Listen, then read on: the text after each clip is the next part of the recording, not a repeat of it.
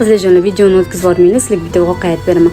Qizlarjonlar, onajonimni kuzatishga bordik Frankfurtga, yig'lab, suhbat o'tirib, mehmonxonaga qaytib keldim. Qaytib kelganimdan keyin xo'jayinim sal kayfiyatimni ko'tarish uchun kofe olib berdilar va oppoq kiyim olganim uchun kofeni xayolimga ham kelmadi dog' bo'lib ketishi. Ishonasizlarmi, mashinada shundoq bir tormoz bergandilar, hamma joyi dog' bo'lib ketdi-da, to'kilib.